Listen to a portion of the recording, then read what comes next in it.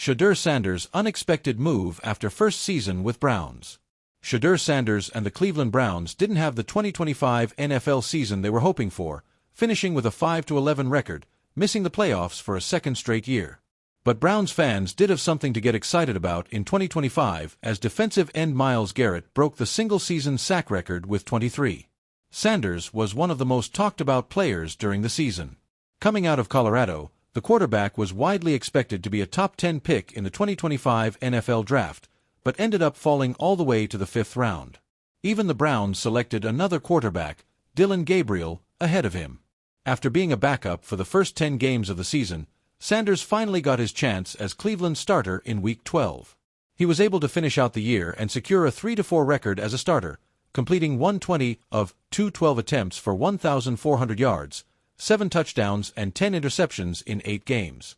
Now entering his first full offseason with the Browns ahead of the 2026 NFL season, Sanders took a trip to London, where he visited Stamford Bridge for a match between English Premier League clubs Chelsea FC and Arsenal FC in the Carabao Cup, an annual domestic knockout tournament featuring teams from across England's top professional leagues. The match marked the first leg of the Carabao Cup semi-finals, with Arsenal taking a 3-2 advantage ahead of the second leg, scheduled for February 3rd at Emirates Stadium, Arsenal's home ground. Chelsea, however, was short-handed in the opener, missing several key players, including Cole Palmer and captain Reece James. While Sanders has no known affiliation with Chelsea, the club still welcomed him onto the pitch, presenting the quarterback with a custom-made kit featuring Sanders on the back along with his number 2. The Browns will now turn to the offseason in hopes of improving their team. They will also select with the number 5 overall pick in the 2026 NFL Draft, which begins on April 23rd. Related, Browns QB Shedeur Sanders shares off-field update after first NFL season. This story was originally published by Athlon Sports on January 19, 2026, where it first appeared in the NFL section.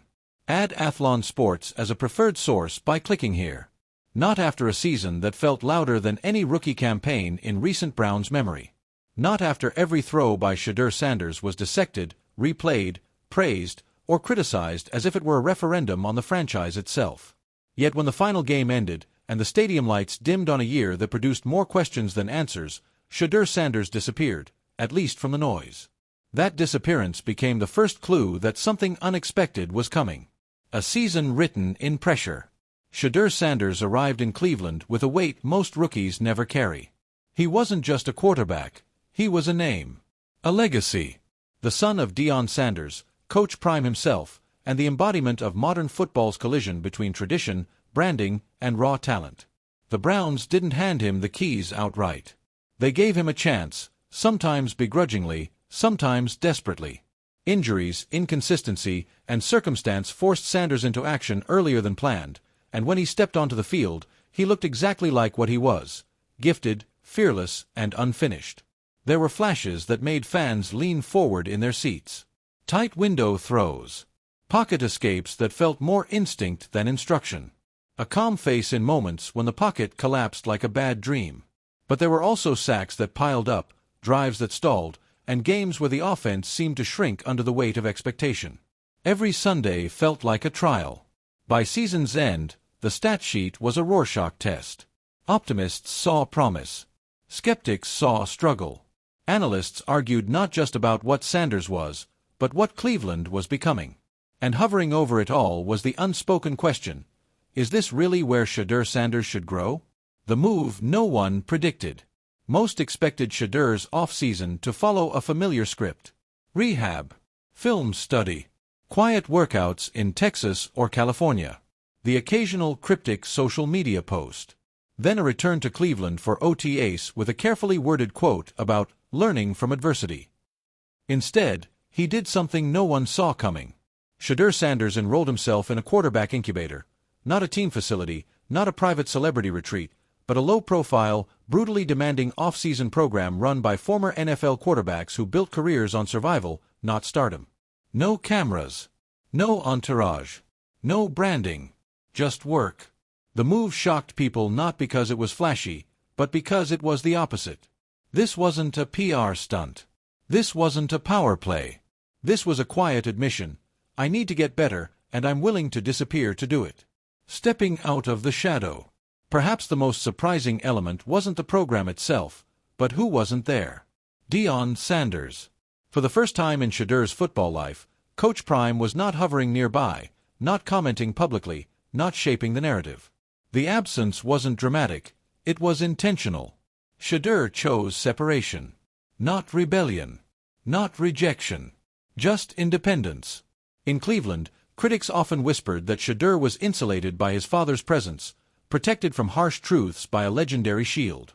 By stepping into a space where his last name carried no weight, Shedeur forced himself to confront something raw, his own limits. In that facility, he wasn't Prime's son. He wasn't the Browns' future.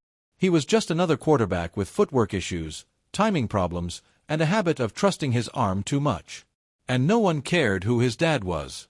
Rewriting the narrative. Word leaked slowly. Teammates noticed his silence. Coaches heard rumors. A video surfaced, not of a highlight throw, but of Shedeur getting chewed out by a former backup-turned-mentor for holding the ball half a second too long. Fans didn't know what to make of it. Was this a sign of insecurity? A lack of confidence? Or something rarer in a league obsessed with image, humility? Those close to Sanders said the move was driven by frustration. Not at Cleveland. Not at the Browns. At himself. "I didn't lose games because of the system," he reportedly told one trainer. "I lost them because I wasn't ready yet." That sentence alone marked a shift. Cleveland watches, quietly. Inside the Browns organization, reactions were mixed, but intrigued. Some executives worried the move signaled dissatisfaction with the team's development plan. Others saw it as a sign of maturity rarely found in young quarterbacks. The coaching staff, under pressure themselves, took note. A quarterback willing to step outside comfort zones is a quarterback who understands the league's cruelty. Cleveland is not a place for excuses. It's a place where quarterbacks either harden or break. Shedeur's unexpected move suggested he intended to do neither. He intended to evolve. A bet on himself. The most important part of Shedeur Sanders' off-season decision wasn't the drills, the mechanics, or even the mental reps. It was the message it sent, to the Browns, to the league, and to himself. He wasn't waiting for the franchise to save him. He wasn't hiding behind pedigree. He was betting on personal accountability in a sport that rarely rewards patience. In a league where quarterbacks often chase validation before mastery, Shedeur chose the opposite path. He chose obscurity over attention, correction over comfort, growth over narrative control.